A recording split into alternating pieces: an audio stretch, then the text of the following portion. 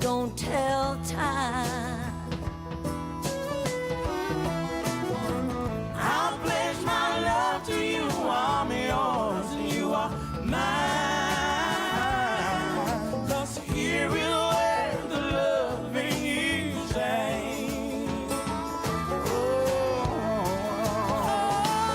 Oh, you bet your penny I'd rather go blind than to see my life without you. It wouldn't be right. Oh, when the morning comes, I'll be by your side.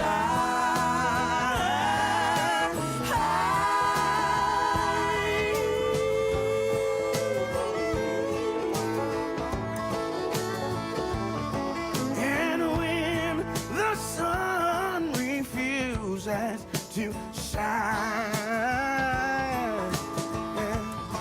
and all you got left is a watch that won't tell time. I'll pledge my love to you, I'm yours and you are mine. 'Cause here is where the loving is.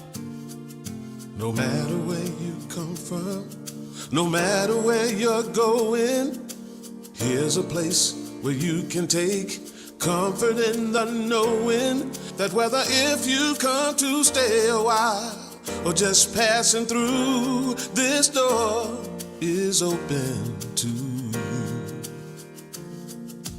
Come and let's be silent. Come and share a hug. Come, let's pray together. Come, love and be loved. From the blissed out to the turned out, from the pampered to the abused, this door is open to you. Come on in. Come on in. Come on in. Come on in. The God in us recognizes the God in you. The God in you. Whether you're black or white or gay or straight, Christian, Buddhist or Jew, this door is open to you. Good morning, Claremont Center for Spiritual Living. How are you today? Good. Ed, we got a little bit of reverb up here, like a whole lot. Like I could sing and it would be really scary. Oh my goodness. I'm Reverend Tracy, delighted to welcome you here to this beautiful community of love and support and magnificence. It's always good to come together and remember the greater truth of life and the greater truth of who we are. And we include in our greeting our friends that are online this morning. Happy to see all of you, so to speak. I see you in my mind's eye because we know that in spirit there is no distance. There is only that connection that we have with one another, and that is what we celebrate today. So thank you all for being here this morning, and let's get started. Our practitioner today on platform is Diane Clemens. Remember, our practitioners are available to pray with you after service if you would like a little personal support for wherever you are in your life, wherever you are on your spiritual path. You can also leave a written request if you like. There's a box up here at the front that's available to you. And also, if something comes up just in the course of life and you'd like a little extra support, call our hotline. That's basically our main phone number, but there's an option for a confidential prayer request message. You can leave a message and the practitioners will pray for you. So do take advantage of that if you haven't already at some point. It's good to know people who know the truth, especially when we can't see it for ourselves. We also have fabulous music this morning. We welcome Reverend Drack to the keyboards. Happy to have you. And I say we start by getting ourselves centered, shall we? I'm going to invite you to take a moment and take a breath and clear your laps, clear your mind, and let the sound of the bowl take you within. For there is truly a place in every heart where peace is, where joy is, where that spark of light of the divine resides. And it is this place that we return to, that we create for ourselves a sanctuary, a place where we know only oneness.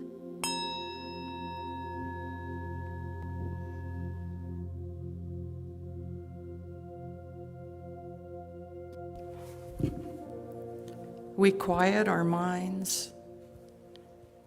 We tune into spirit. And it is here where we know there is one power and one presence, one life. And that power and that presence and that life is our life now. And as we are still, Spirit speaks to us through our heart.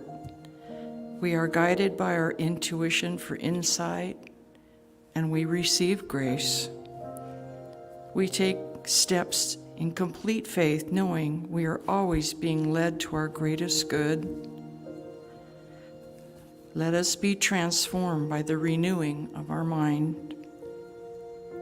And taking these truths into our hearts, I invite you now to open your eyes and to always remember to listen to that inner voice of truth as it speaks to us of spiritual perfection.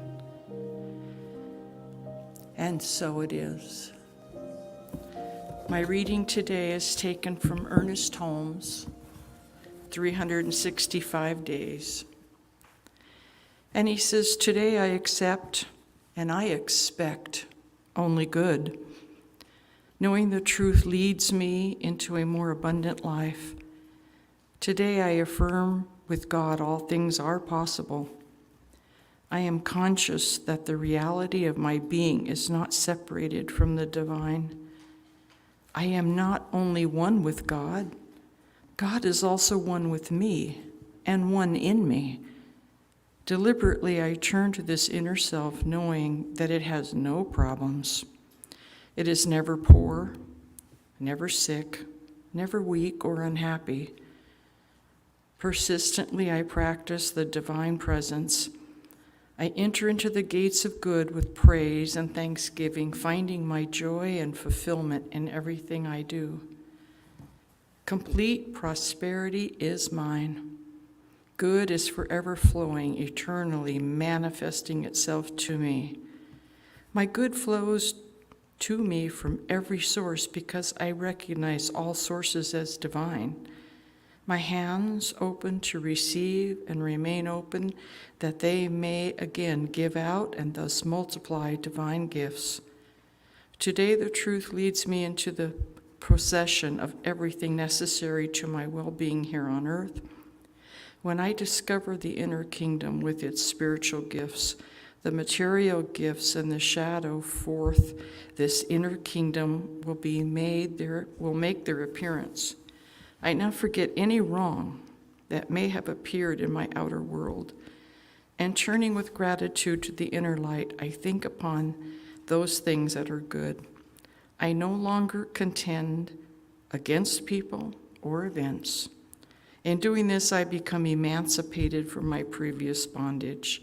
Today, everything in my experience is made new. Today, I accept and I expect only good."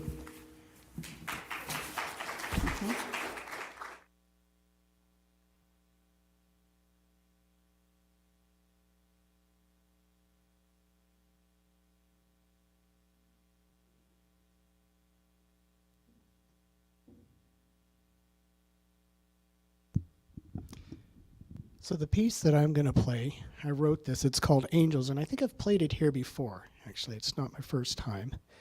And I picked this one out today because Reverend Tracy's going to be talking about trees and the synergy and all the transformation that comes with them. And the reason I thought of this particular thing is because I've always imagined angels as these little light beings. They're like little jots of light.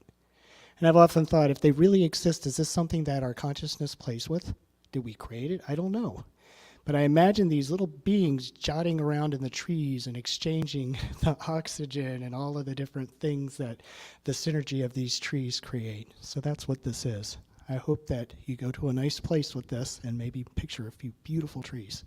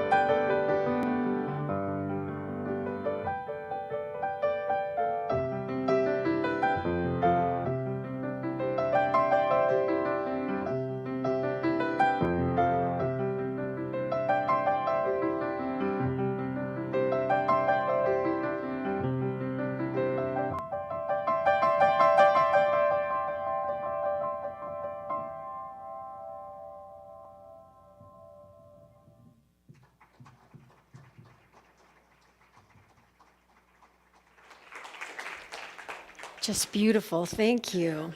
Thank you. All right, so today we light our candle for peace.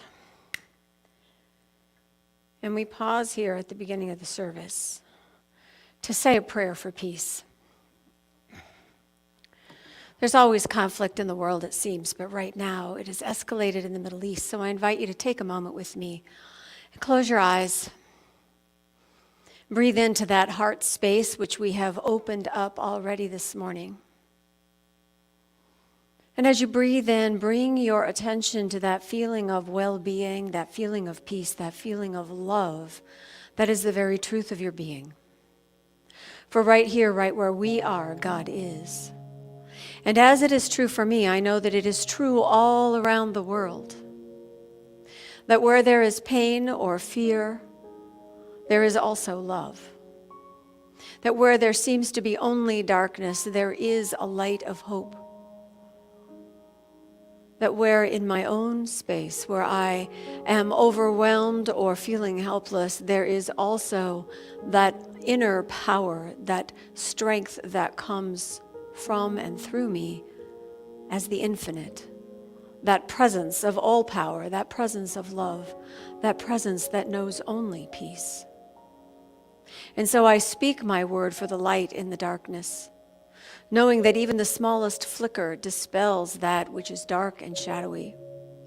I speak my word for the safety and well-being of everyone that seems to be in harm's way.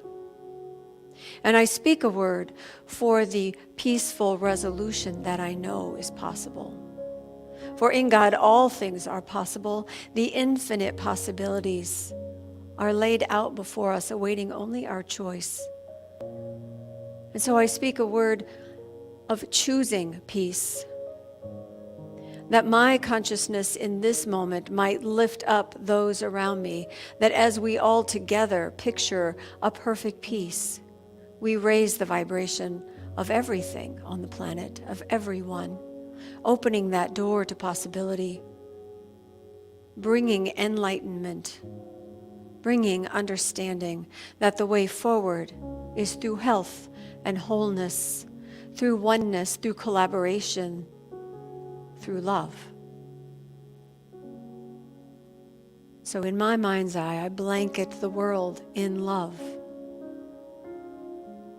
that the terrors might be calmed, that the fear and the anger might subside, that the greater truth of humanity might show itself forth as the love that we are meant to be. And for this knowing, I am grateful. Trusting and knowing the power of love fills me with gratitude for the blessings of life, for all of them, even here, even now. And I release my word into that universal mind, that consciousness of all things, trusting and knowing that as I believe and as I speak, it is done. It is already complete. Wholeness is. Peace is. Love is. And as all things are loved, all is well. And so it is.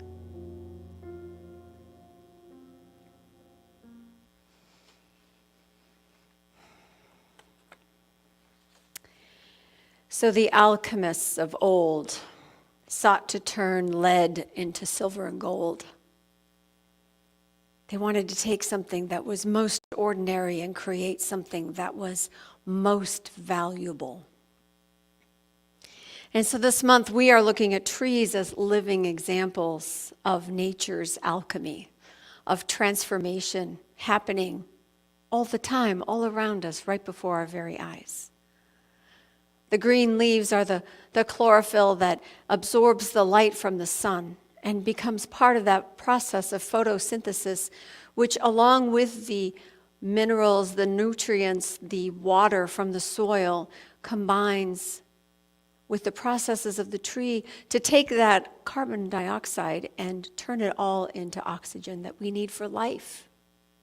The very lungs of the earth, transforming base materials into something more valuable, than even gold.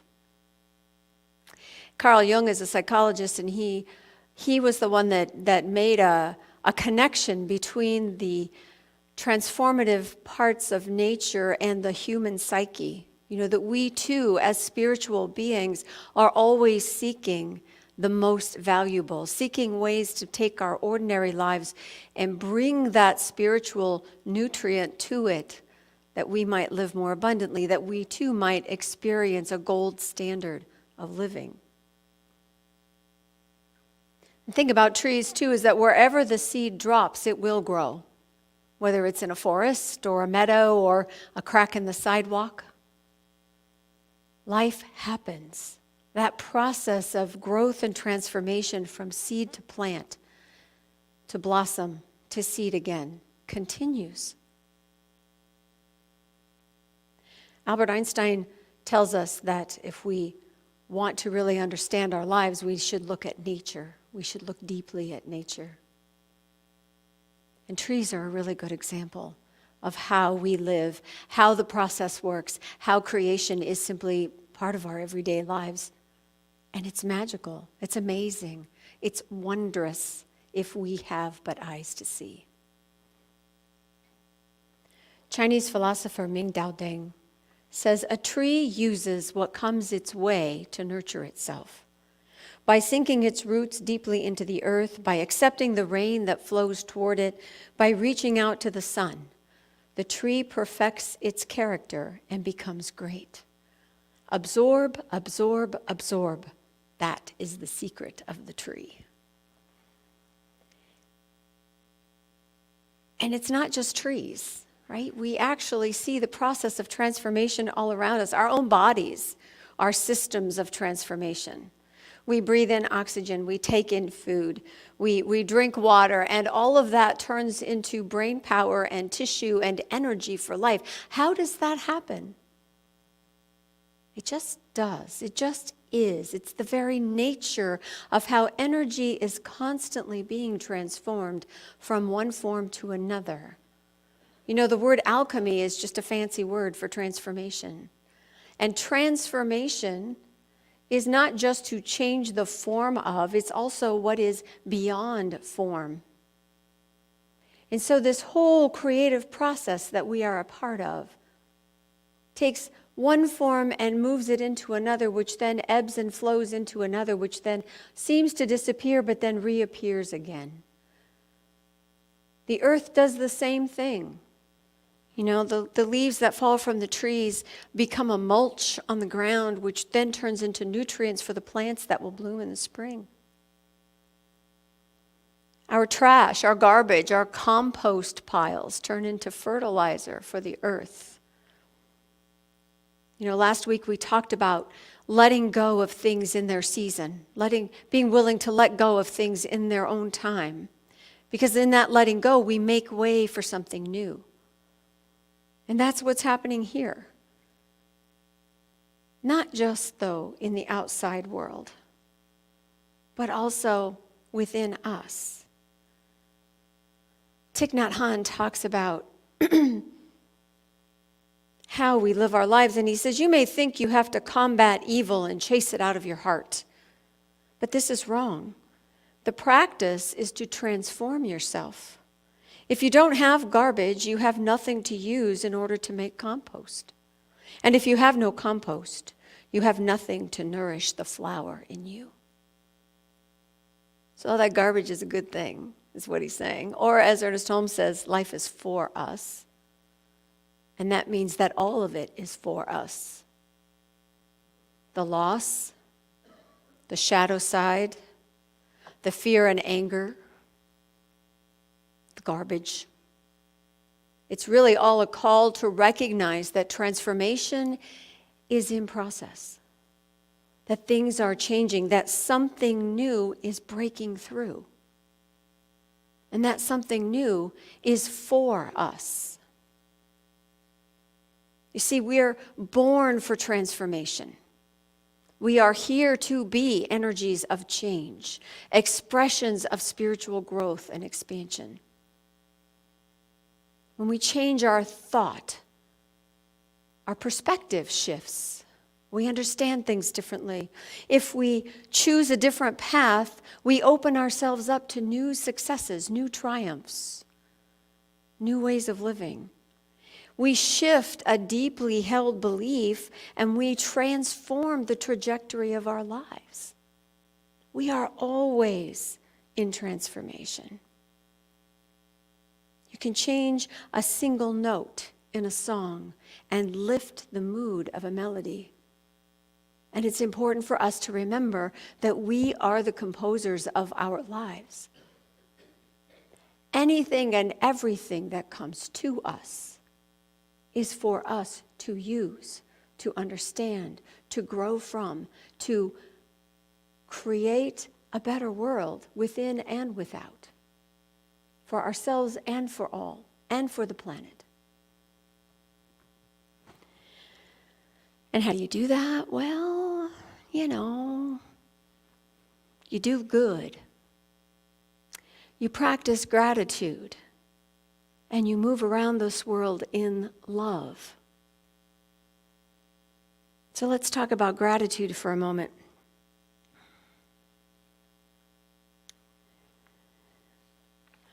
UC Davis professor and psychologist Robert Emmons, he's an expert on gratitude, and he says that gratitude has two key elements: goodness and connection. He said that gratitude is an affirmation of goodness. And think about it, it is, right? When we appreciate something, we're seeing the good in it. And when we're feeling grateful, we have a life is good frequency going on. And we all know that the way we are in the world is what we also attract in the world. So that sounds like a good thing. And the other aspect of gratitude is connection. Being grateful connects us with other people, with spirit, with nature. We're thankful for someone or for something. It reminds us that we are not alone. Goodness and connection. And those two things together lead to reverence. And what is reverence but simply being able to see the spiritual nature of all things? And to be able to see the world in that way changes the way we act in the world, changes the way we deal with people, changes the way we respond to situations, because we realize there is always something greater going on. And gratitude allows us to expand what is good into something better. You can take a moment here, and I want you to picture some crummy thing that happened to you. Could be recent, could be some time ago, you just wish it didn't, but there it is. It's happened to you. Everybody got something? All right, now in your mind's eye, I want you to surround that thought, that memory, with a feeling of gratitude. Blanket it with gratitude. Cover it with gratitude. You are so grateful that this happened to you. Even if you don't know why, you're just so grateful that it has happened. Because you know that life is for you. You know that you can trust whatever happens to you in your life brings you up and forward. And if you aren't sure that that's true about whatever this recent thing was, think back to something that happened years ago that at the time felt horrible, that you thought for sure your life was over. If you were a teenager, you knew your life was over. If you were a little older, maybe you just thought it might be over. And yet, when you look at it now, you go, oh yeah, that's right. The end of that relationship meant I met my sweetie. And as horrible as losing that job felt, look what I am, where I am now. When we look back, we can always see the benefit of where we've come from. What's tricky is seeing it when it's happening. So if you have a daily practice of gratitude, which I'm sure most of you do because I've suggested it before, and you all do what I tell you to do, I know you do, you can add one to it, which is to, at the end of the day, specifically bring to mind something that happened that you were not happy with, that made you uncomfortable, that felt wrong, that got you all stirred up. Think of that before you go to sleep and surround it with a sense of thankfulness, with an awareness of being grateful for life even the stuff that looks sticky icky, because we know it's leading us somewhere. It's growing us in some way. It's fertilizing something. Our job is to simply let the seeds drop, plant what we want to have grow. If we're planting gratitude all the time, then what we grow will come from that and of that, and we will have more to be grateful for. And we will have a broader perspective on life, and we will have that sense, that energy that comes from life giving to itself, which is how Ernest Holmes defines love. He says that love is spirit's alchemy, and love transmutes the less into the more, proclaiming heaven here upon the earth. An attitude of love is not just the mushy Hallmark send a card thing. It's actually that sense of being a part of and giving to and receiving from life. And what we teach in Science of Mind is that the spiritual nature of life, whether you call it God or nature or goddess or whatever name, that energy of life is the truth of who we are, and it gives more life. That although our world is appearing to build up and die down and create and destroy and create again, that cycle, those seasons of living are all part of the growth and expansion, all part of the making way for something more to happen, something better, when it happens in love. We know in our bones that love heals. We've seen it. We've felt it. Who hasn't had the experience of a friend coming up and putting an arm around our shoulders or slipping their hand into ours, stopping by with something to eat, bringing us presents, or simply smiling? Love heals. Kindness heals. Compassion is the truth of who we are. Now, what would be really nice is if we could talk about this on Sunday and poof, you've done it. And it's all done. Except it really doesn't happen that way. I mean, sometimes we have a momentary flash that changes our life. But for the most part, it takes a little time. And Ernest Holmes says that we don't change all the patterns of our thought in a moment. So those little negative spirals that we get into about this person mistreating us or our past holding us back or the nature of the world is, we're all going to hell in a handbasket or whatever the topic of the day is on the news.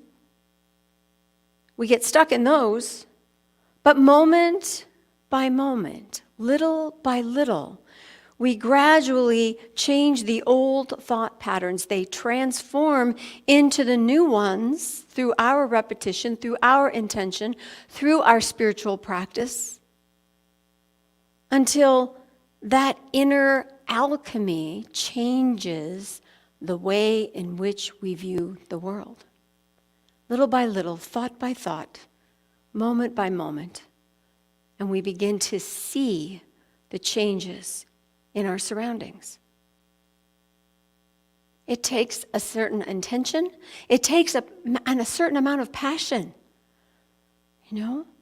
It takes sharing our stories. How does this stuff work in your life? Where have you set your mind to something, set an intention, created a vision for yourself different from where you started from, and you got there? And you see the results. Your bank account grows, your relationships expand, you're happier in your day-to-day. That all comes from within. It allows us to take whatever comes at us and use it for good. If it's garbage, we turn it into compost.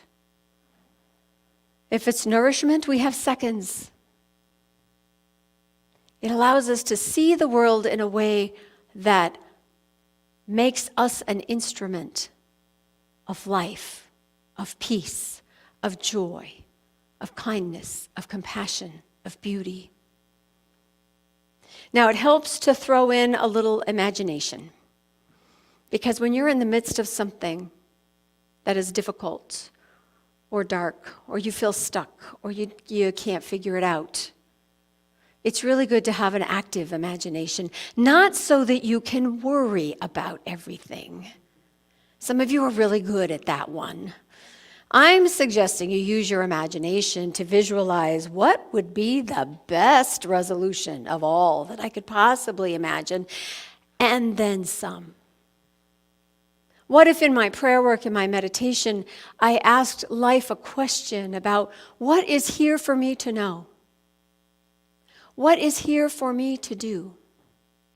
How might I show up in this situation or in this relationship? How might I be of service to this idea or this project?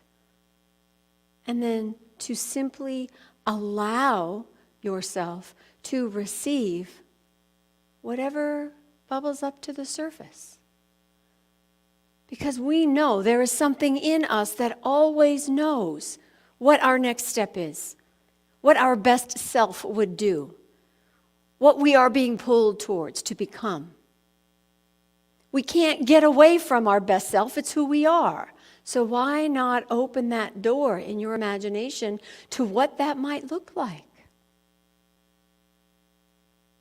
You know, I may never be the dancer that I thought I would be when I was in high school.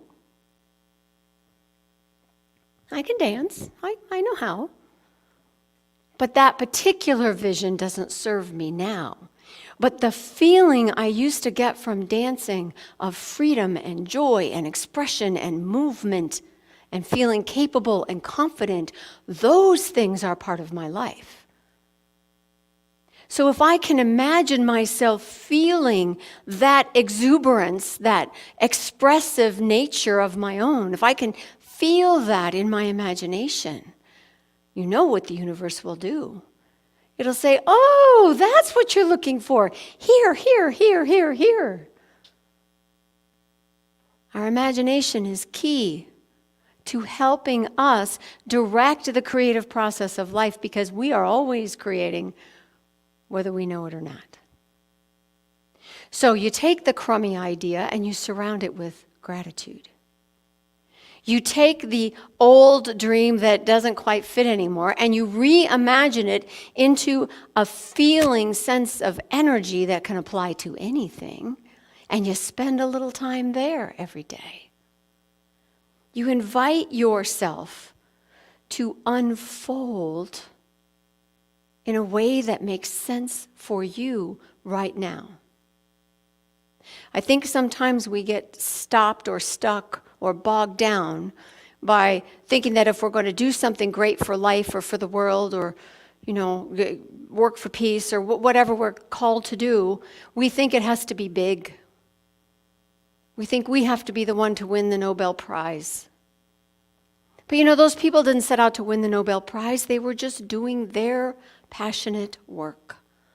The scientists, the physicists that just got the prize, they're looking at little teeny tiny things. They're called dots, smaller than atoms, that made it possible for us to have the vaccines we got for COVID. Dots. They weren't thinking about prizes. They were looking at dots. So whatever your dot is, you don't know where it's going to lead. You don't know what the impact of your life has on each individual person, but you can know that you have an impact. You can know that you make a difference. You can know that wherever you are, as you are, right where you are, life is working through you. And it's magnificent. It's magnificent. Even in your darkest moment, you are still a little spark of light that cannot be denied.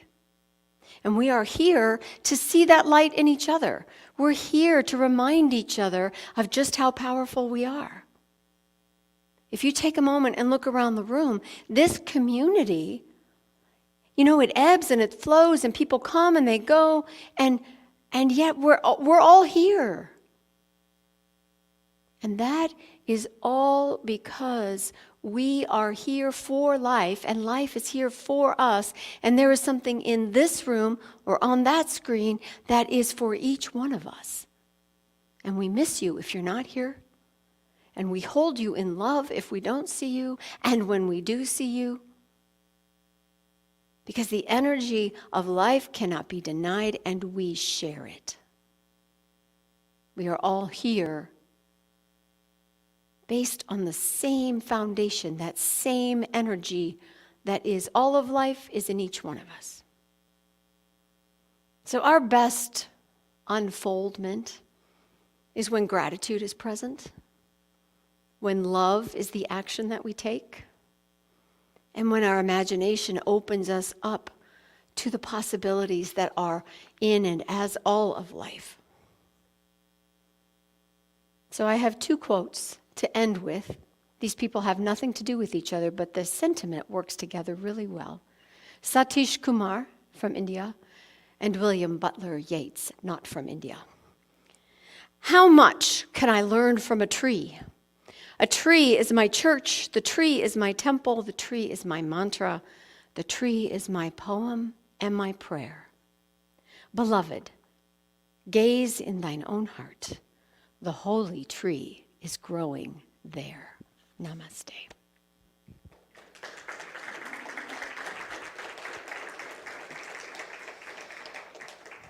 So let's take a moment in the interior treeness of ourselves.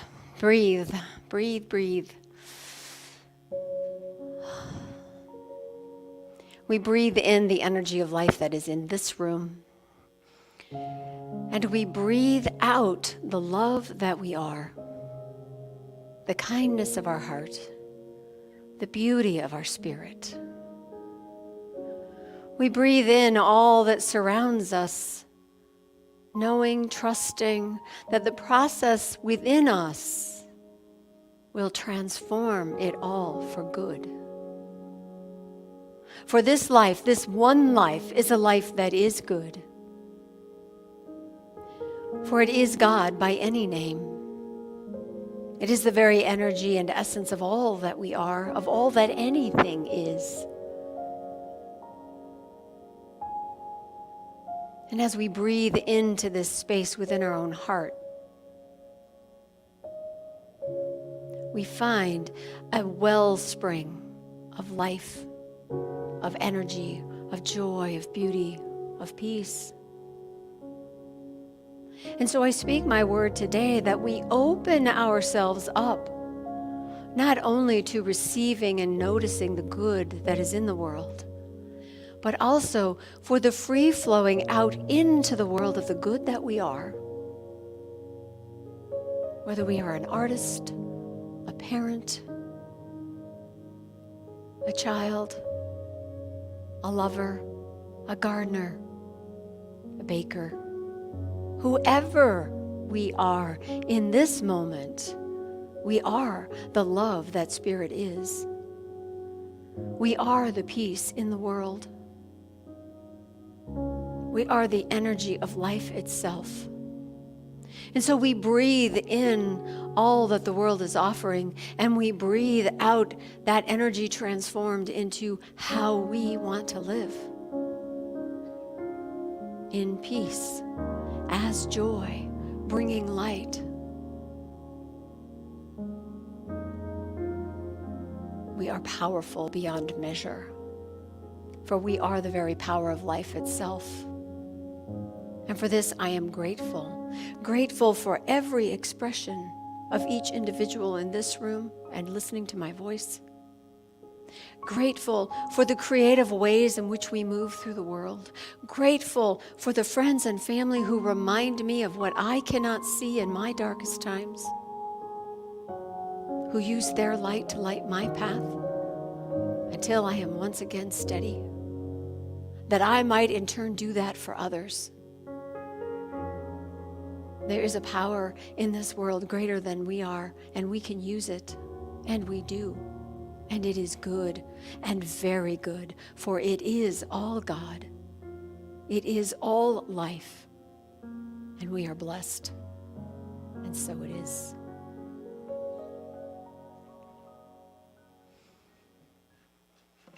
Whew.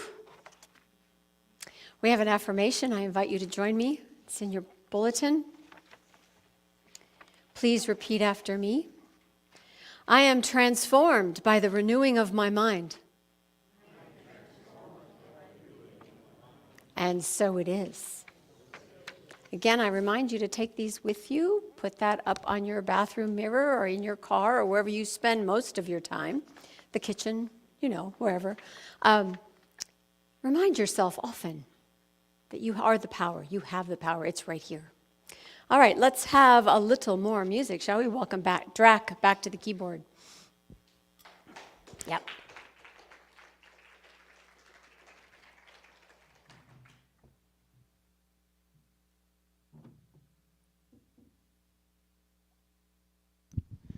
So this piano piece that I wrote is called A New Beginning, and I wrote it a long time ago. And I was thinking about new beginnings from the sense of just newness.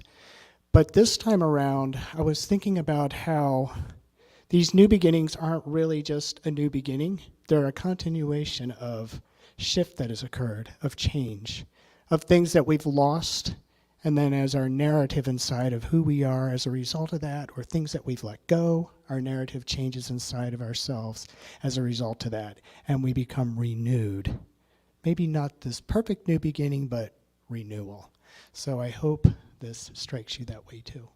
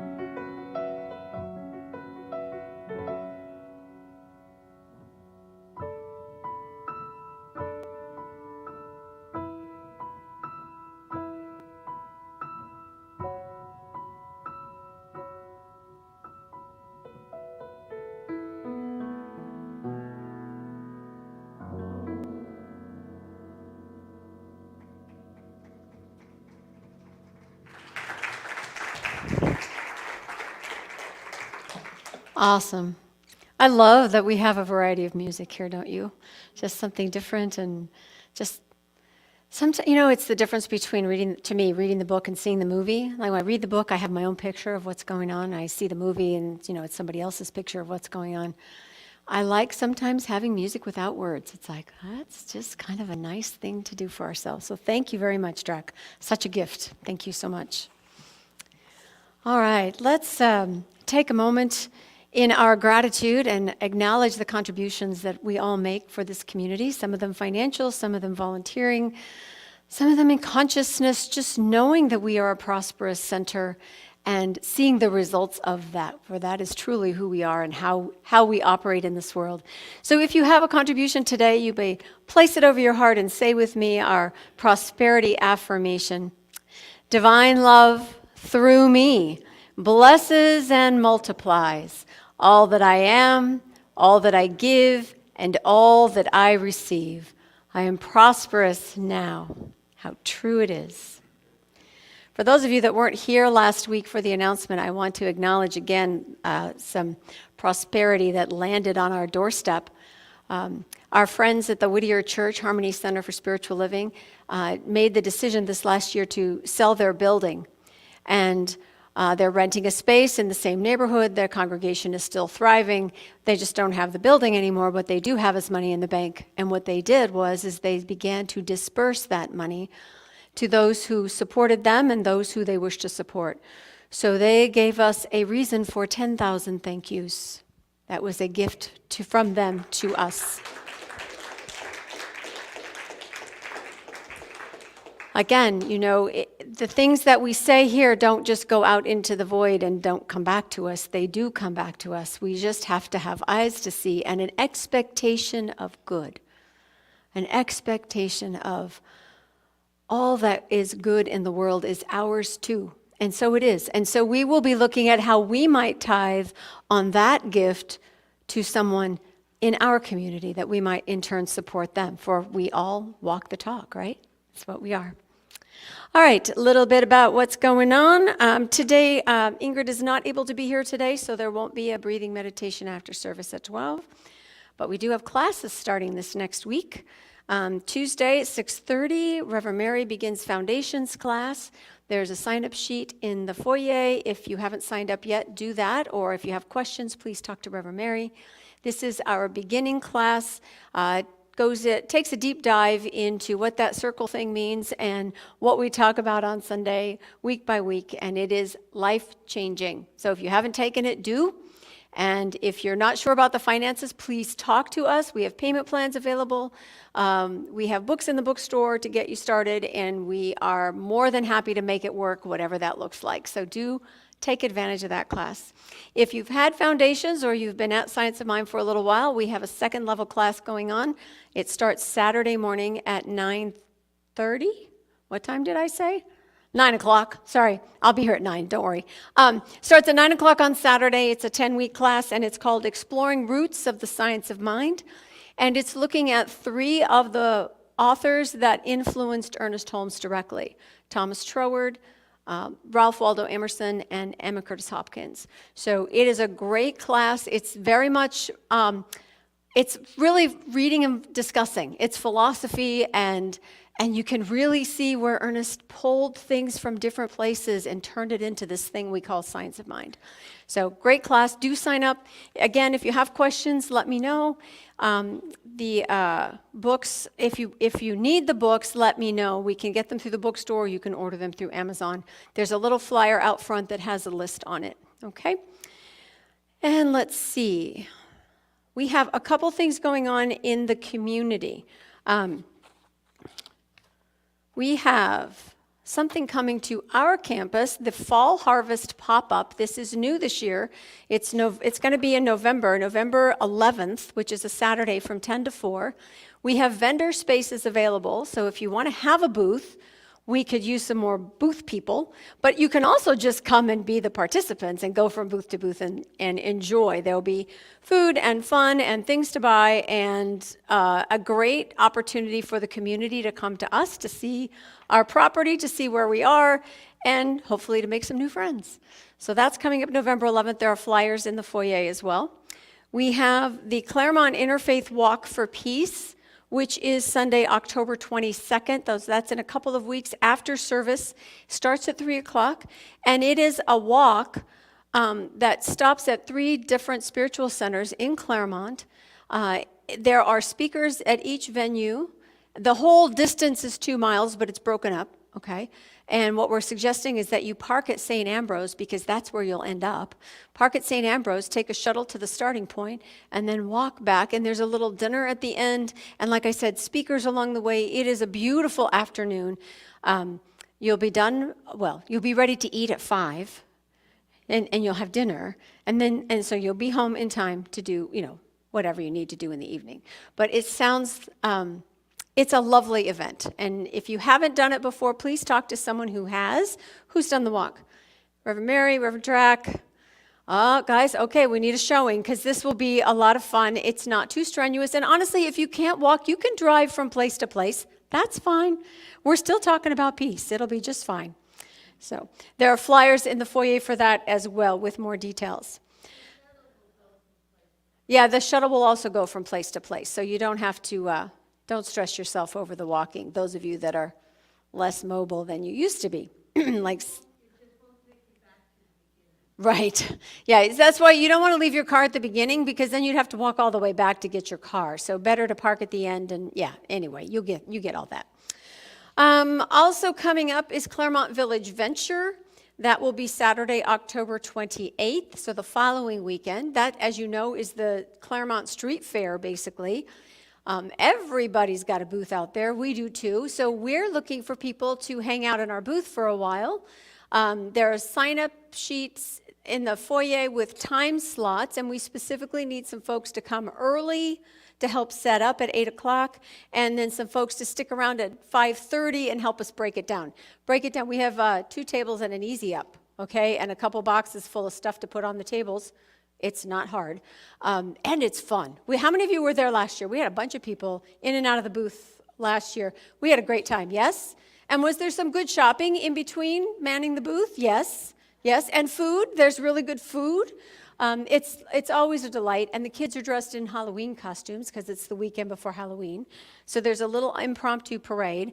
And at our booth, we also do pet blessing. So you get to see every single dog that comes through. It's really a lot of fun. So do sign up to help us out at the booth. And, we're pretty flexible. We just don't want to have an empty table. We want people to see our smiling faces and know how friendly we are. You do not have to be able to spout religious science, okay? That's not the point. The point is to be friendly and welcoming and to let people know that we're here. We're kind of tucked away in the neighborhood. This lets people know we're here. All right, so that's Village Venture. And I'm missing one. Am I missing one? Kindness Carnival, yes. All right, so next weekend on Saturday in the afternoon is the Kindness Carnival in Pomona. Flyers are out in the foyer. This is the 3rd year, I think. And it's just an opportunity for people to have fun together in community. Pomona is known as a compassionate city. That's an actual charter with the city about doing all city business in a compassionate way. Claremont is looking to build Claremont as a compassionate city to sign the same contract. The state of California is known as Compassionate California. So this Kindness Carnival is just a way to build on that and to get the word out. There's all kinds of great booths. There's games. There's fun for the kids. Bring everybody and come join us. It'll be fun. It's, again, next Saturday, and the foyer has the flyers in it. And we will, oh yes, right, we will have a booth. And I will be speaking in the library on compassion. It'll be a whole 10-minute talk. So I'm not sure how to let you know which 10 minutes it'll be, but I'll do my best if you want to come hear me talk some more, because, God knows I don't talk enough for you guys. Yes, Graham. There's also a farmer's market on Saturday on Gary Avenue at Fruit Street, which is just above Gary, from 8 to noon. So Oh, right, right, right. So yes, you can get, all that healthful eating you've been promising yourself you're going to do before the holidays start. Yeah, go to the farmer's market and then go to the booth. We try to have, well, really we have non-healthy things on our booth. If we have anything, it's candy. But there's, green beans around the corner. So good idea, Graham. Thank you. All right. Okay, let's stand up, spread to the aisles, and sing a song. Take a look at the person next to you and say, God loves you and I love you too. Now feel the love in the sanctuary. Lift your voice and repeat after me. We come together, we come together, we come together.